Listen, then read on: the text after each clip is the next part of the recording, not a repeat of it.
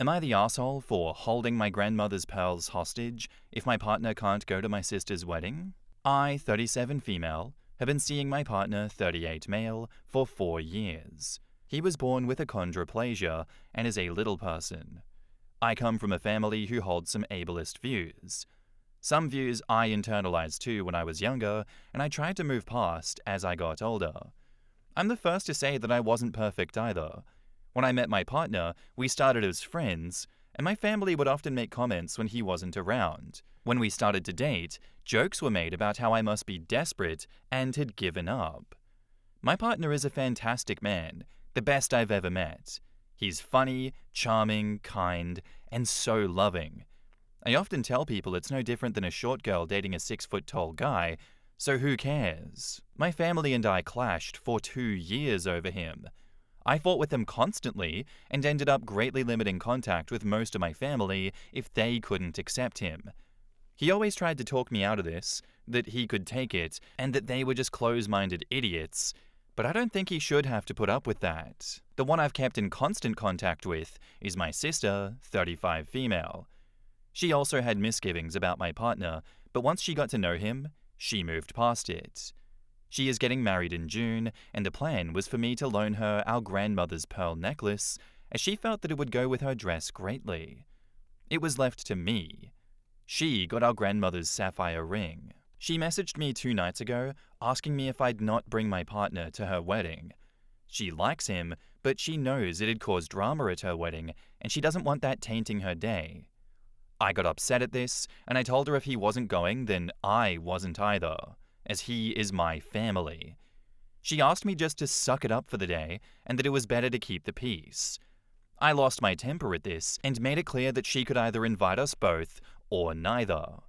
I also made it clear that she wasn't getting the pearls if he wasn't coming, that she was a grown woman and she needed to stop caving into our family and put her foot down for her own views. She accused me of holding the pearls hostage so that I could get what I wanted, which hurt me, as it seems she cares more about the pearls being there than me with that comment. I know it's her day and she doesn't want our family making comments, but I don't see why my partner, who has never been anything but kind to her, should be the one to suffer.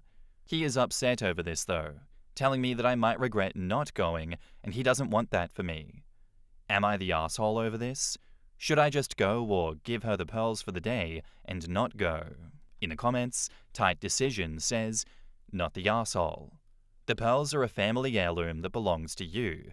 Loaning them is a gesture of closeness and support. If she's unwilling to support your relationship or stand up to the family's bigotry, she doesn't really get to reap the benefits of that closeness by wearing your jewelry." OP says, "Thank you. I just feel like loaning her the pearls while she's actively excluding my partner is wrong. Well, you called them your grandmother's pearls, but they are yours. You're not keeping the pearls hostage. You're using your own property as you see fit. If your sister is making you feel unwelcome at her wedding, you don't have to let her use your property. This isn't the only pearl necklace in the world. Not the asshole." OP replies, "They're mine. You're right. It's just a bit of a holdover, I think, as they make me think of her, so in my mind they're hers, even if they're mine now. And what would your grandmother think of your sister's behavior towards your partner? Anyway, if she has a sapphire ring of your grandmother's, then she already got her something old and something blue. If you lend the pearls, I can almost guarantee you won't get them back." OP replies, "I honestly am not sure.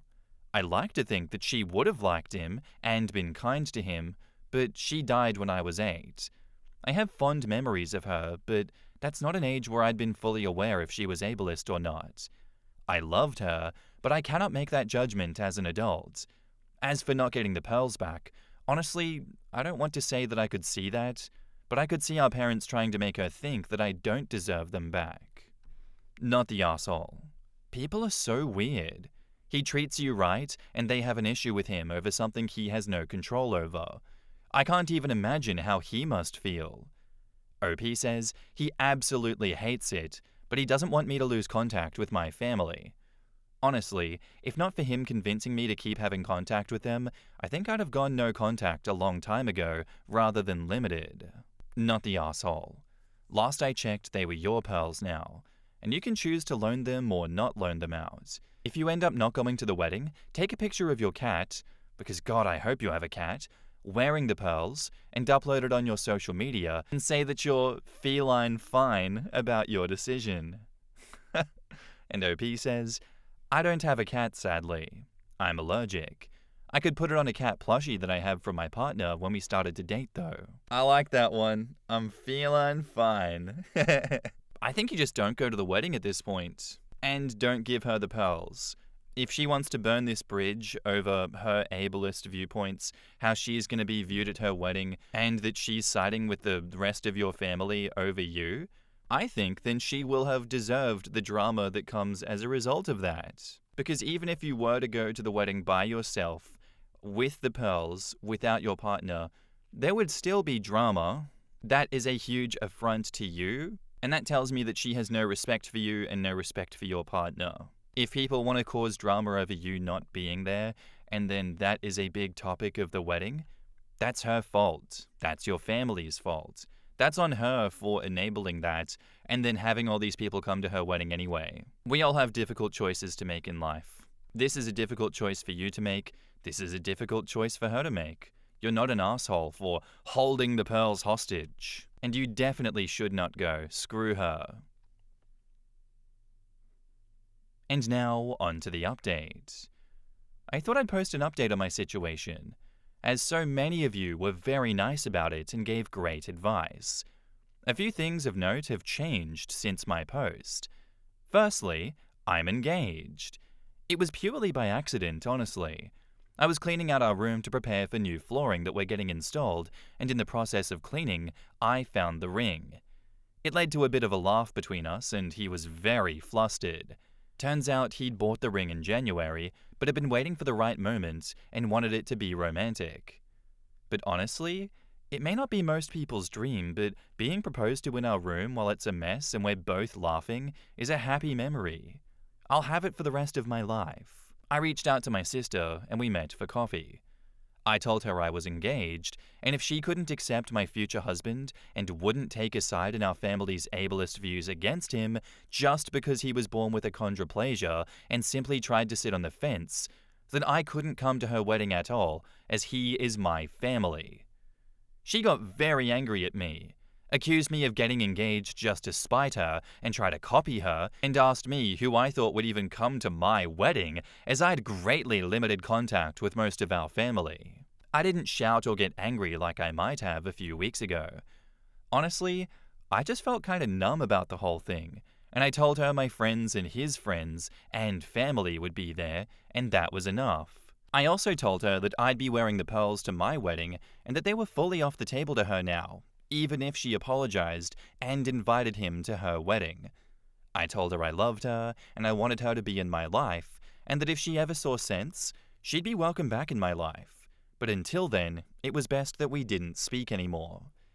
She told me that if I didn't give her the pearls for her wedding, she didn't want to speak to me at all, and hell would freeze over before she apologized. My fiancé was sad for me that I felt the need to draw this line, worrying that it was his fault.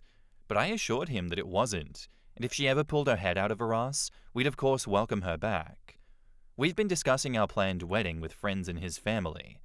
One of my friends, who is a petty bitch, I love her so much, suggested that I have my wedding on the same day as my sister to spite her. But I laughed that off, as I wasn't about to go that low. Our wedding's going to be a simple thing held in his parents' garden. We're using money that we might have spent on a huge wedding as a deposit for a house instead, as we think that that's more important. We don't have a date yet, but it's likely going to be spring 2027. Thank you everyone for your input. I'm sad, of course, but it's for the best. In the comments, Comprehensive Arm says, "First and most importantly, congratulations. This is a beautiful update and such a heartfelt engagement story. Your soon-to-be husband sounds like a good man, but he is indeed truly blessed to have such a life partner. It's not to be overlooked or taken for granted how having such a loving, respectful, and trustworthy spouse can truly make your life magical. I hope you have a wonderful wedding, but may your days afterwards fill you with so much joy. I think you have a very generous heart allowing your sister's space to come back into your life, but also holding firm. It can be very difficult, but it's amazing you have that space. People are never satisfied or happy, so why live by other people's standards? OP replies, "Thank you so much. I'm blessed to have him as my partner too.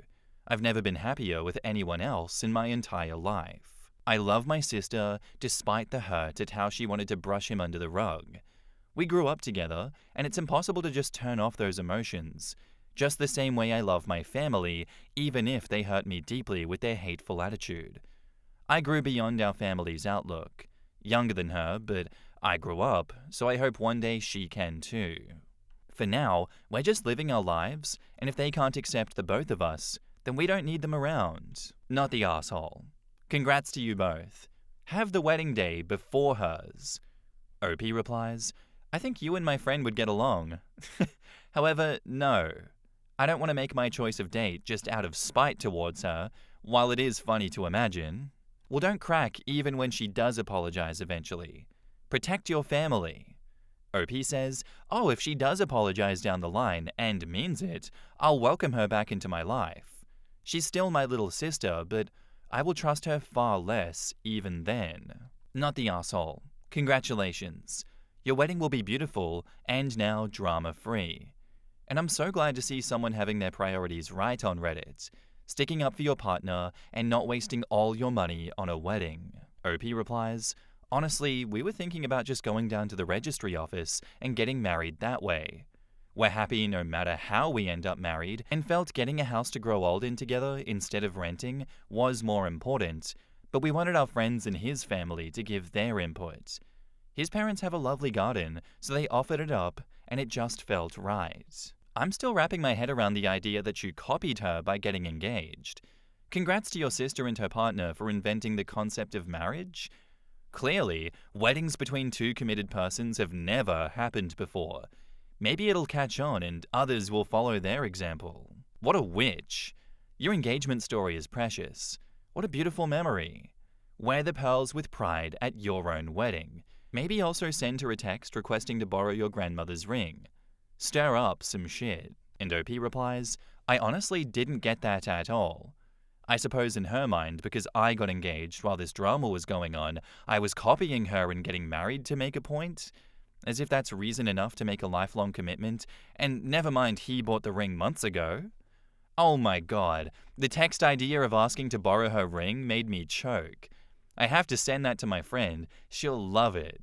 Thank you. I genuinely didn't see another way out of this whole mess, besides doing what you did, without losing a bunch of respect for yourself. Like, this is the only self-respecting thing you could have done. And I'm sure all of your friends and his family would have been down your throat if you had done anything but this.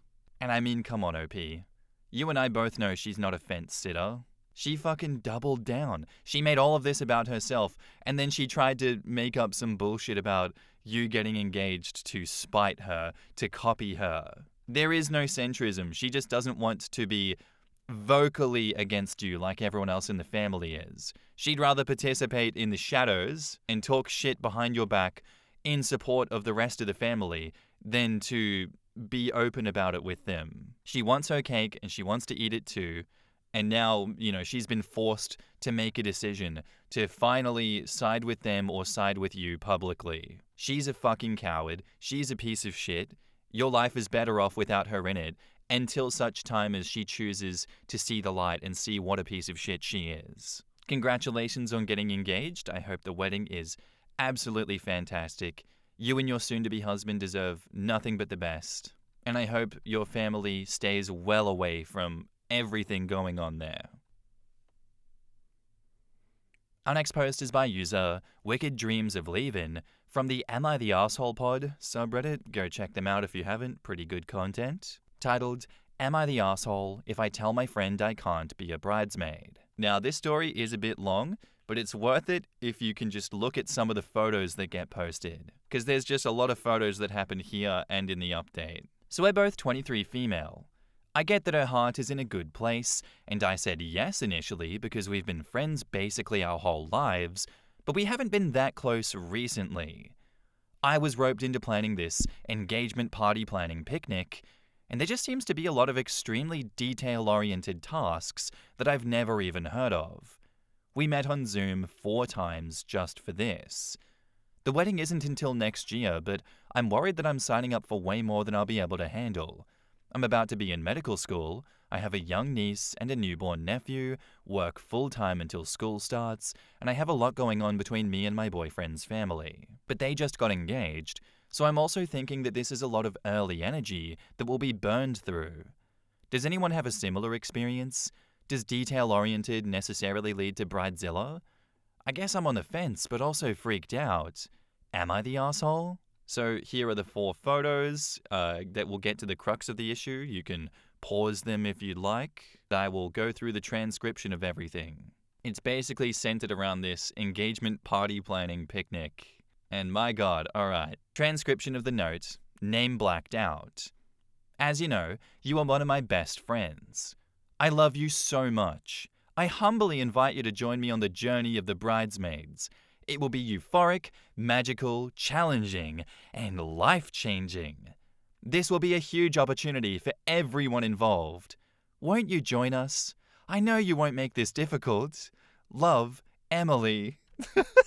Why did you have to add that end part? I know you won't make this difficult. That seems a bit passive-aggressive, Emily. So the picture shows a picnic scene in a public park with a bottle of rosé, pink balloons, roses, strawberries, grapes, assorted other snacks, pink napkins with a text, "She said yes," an étagère with a miniature bride on it.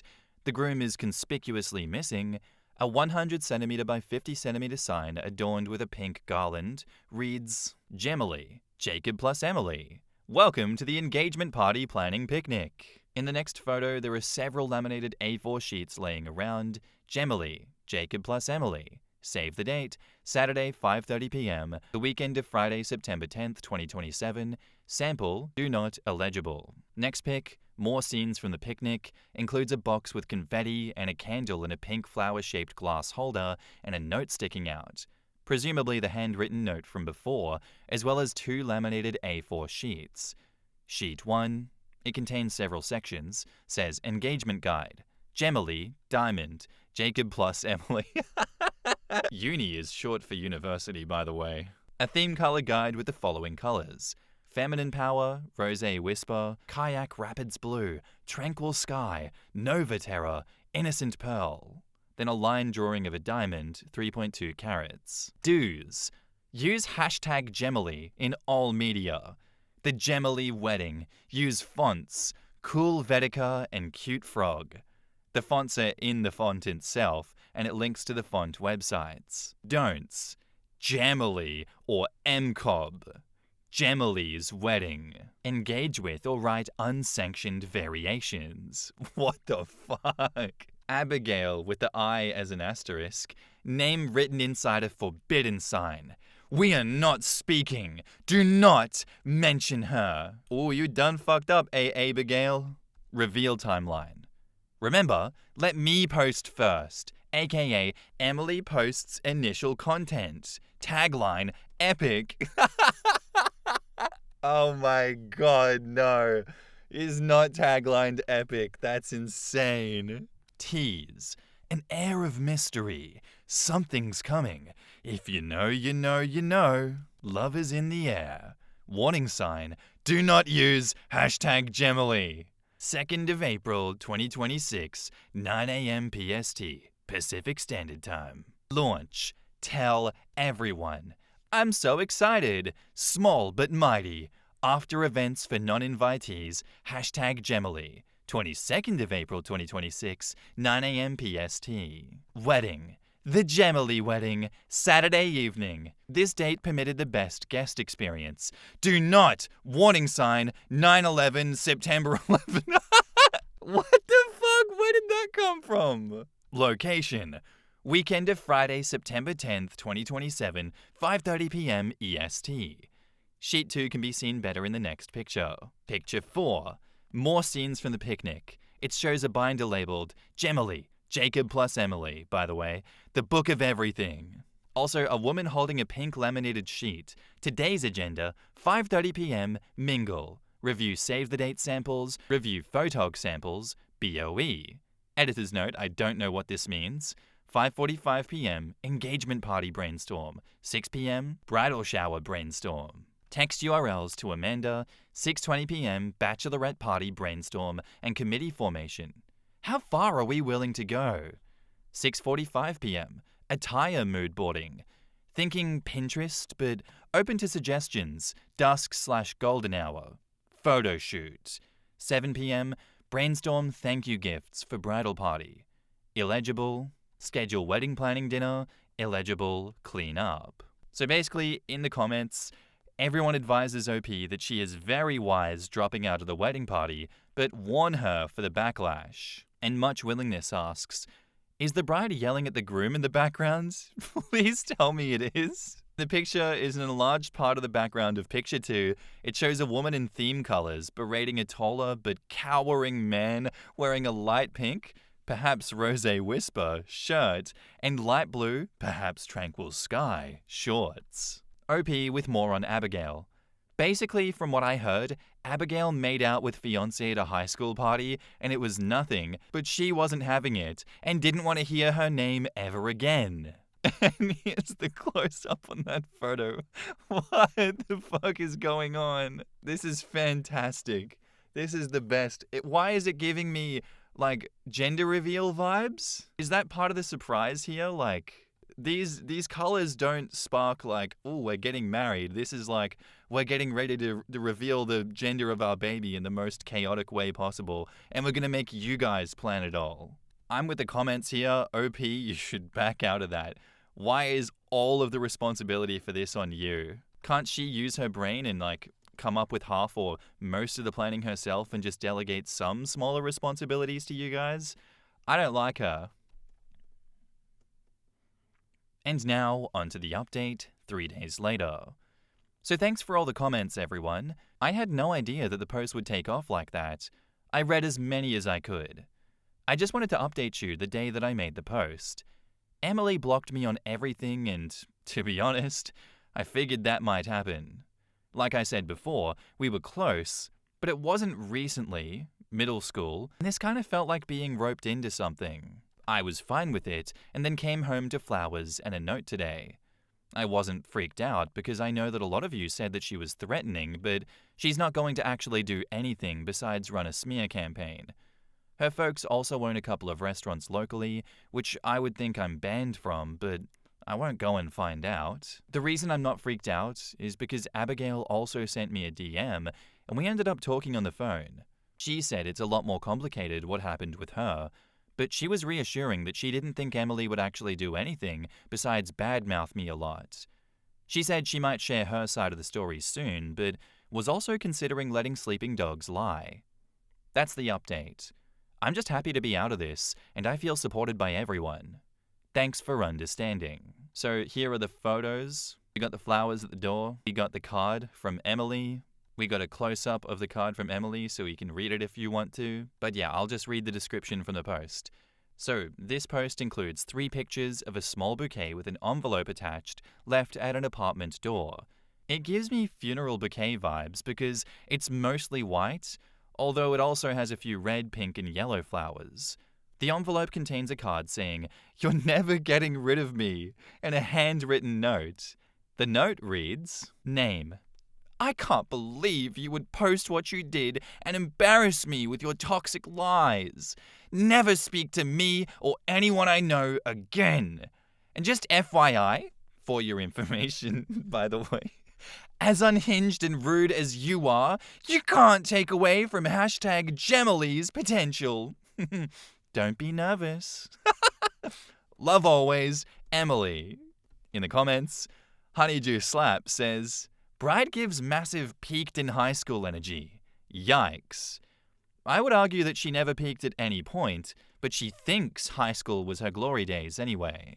I know I'm old, but I don't remember brides being this unhinged back in the mists of time. I've often thought that it was gross exaggeration or just rage bait stories, but I've had to hear recently from my brother the absolute drama that he has had to deal with in regards to his 22-year-old stepdaughter.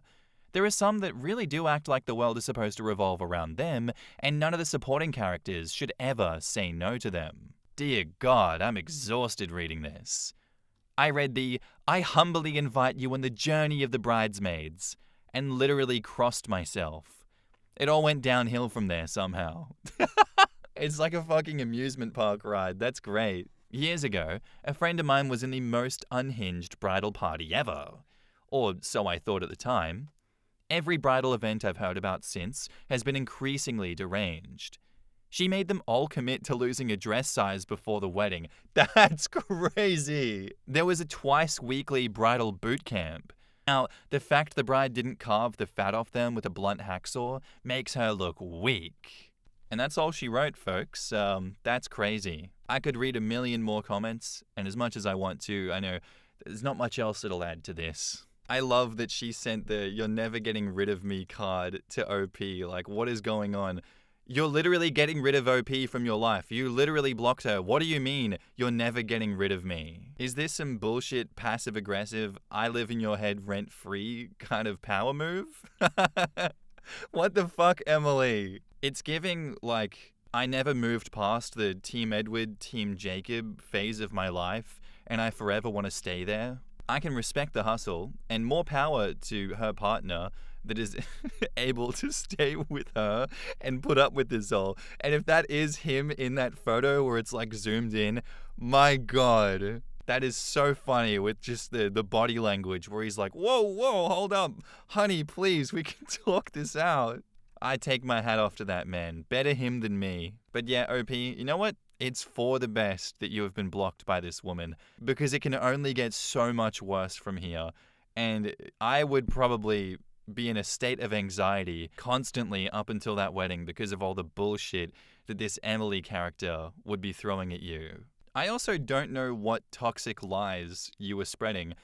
The gist of what I could see in that post was you sharing photos of the event. For me, that was the meat and potatoes of it. Is Emily saying that photographic evidence is toxic lies? Or does she just not like that people were averse to what she was presenting there? Because I'm going to go with the latter.